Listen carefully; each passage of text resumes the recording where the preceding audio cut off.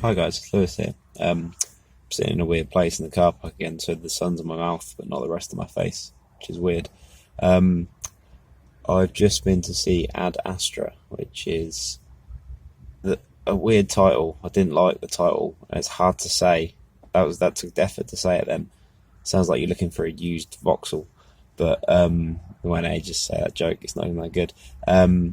Yeah, but I didn't know what the title meant, but at the start of the film it makes it very clear that it means to the stars in Latin, which is very fitting for the film. The film is almost entirely Brad Pitt, which isn't a bad thing, because after seeing Once Upon a Time in Hollywood, he's like my favourite actor at the moment. And I've always been a fan of his generally anyway. It also has Tommy Lee Jones and briefly Donald Sutherland and Liv Tyler, but it is mainly the Pitster. And yeah, I didn't really know what to expect coming into it. I knew it was a space film, which it very much is, because mostly set in space.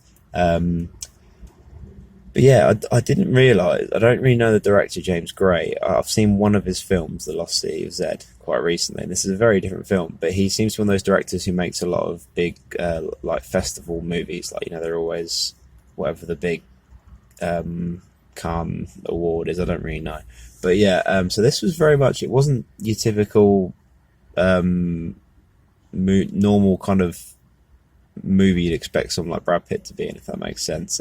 It's not your typical average sort of cinema going movie. You're not just going to sit there and go, no, this is funny, enjoyable, whatever. I don't know what I'm trying to say, but yeah, it's not your typical movie. It's very much bordering on an arty kind of film, but with a much wider release than what that kind of film normally gets. And the inclusion of Brad Pitt makes it a lot more mainstream than it probably would have been if it was someone lesser known. But I'd say I did like it.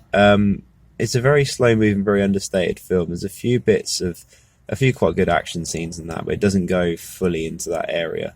One that's really surprising quite early on, which really, I won't say what it is, but it kind of really doesn't fit in with the rest of the film. But I like that. It kind of caught me off guard a bit, and I was like, oh, okay, that's fine.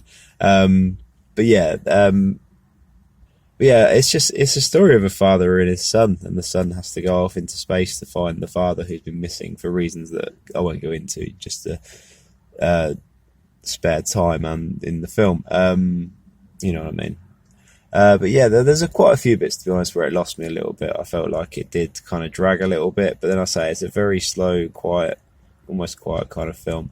But I think when it's one of those ones where at the end of it, it kind of came together, and I was quite happy with it. But yeah, I don't think most people who were just going just to watch a film would enjoy it, really. I think it is a bit too slow and a bit too, I don't know, not very mainstream, I guess, for most people. But yeah,